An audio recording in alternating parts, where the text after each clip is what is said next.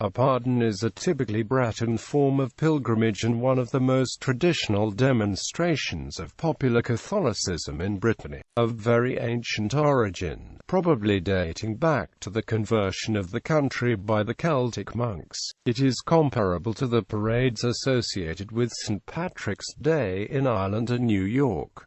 A pardon is a penitential ceremony. A pardon occurs on the feast of the patron saint of a church or chapel at which an indulgence is granted. Hence use of the word pardon. Pardons only occur in the traditionally Breton language-speaking western part of Brittany. They do not extend farther east than Gingham. Types: the faithful go on a pilgrimage either to the tomb of a saint or a place dedicated to a saint. The locations may be associated with miraculous appearances, as in Quarian, or holy relics. The pardons begin in March and end in October, but the majority of them are between Easter and Michaelmas. Traditionally, pilgrims wore the best costumes, each diocese and parish having a distinctive style, and otherwise only worn at weddings. However, traditional Breton costume is now not typically worn, except at the York.A Pardon, in honor of St. Ronan. Penitents travel as a group in parishes, fraternities or other corporate bodies, bringing banners, crosses and other insignia in procession, each group competing with the others for grandeur.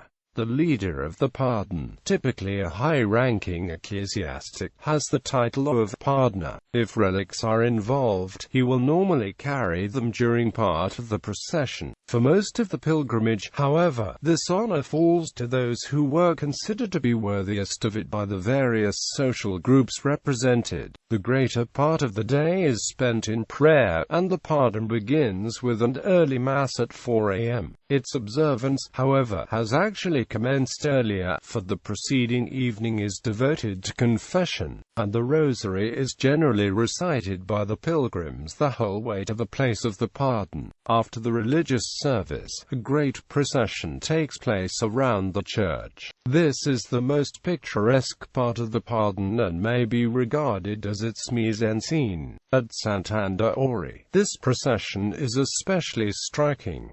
In the procession join all those who believe that the intercession of Saint Anne has saved them in times of peril. Sailors will carry fragments of a vessel, upon which they escaped in a shipwreck. The once lame will carry on the shoulders crutches which they no longer need, and those rescued from fire will carry the rope or ladder by which they escaped from the flames. The religious observances are usually followed by social events including picnics and, traditionally, wrestling matches. Significance: the dispersal of the pilgrims until meeting at the appointed place, like the procession, symbolizes the desire to obtain intercession from the celebrated saint by offering the effort of the journey as an act of faith. This reflects the Christian view that the human condition on this earth is a journey towards the kingdom of heaven, of the new promised land. Following this logic, the pilgrims are invited to confess their sins to the priests before taking part in the Mass,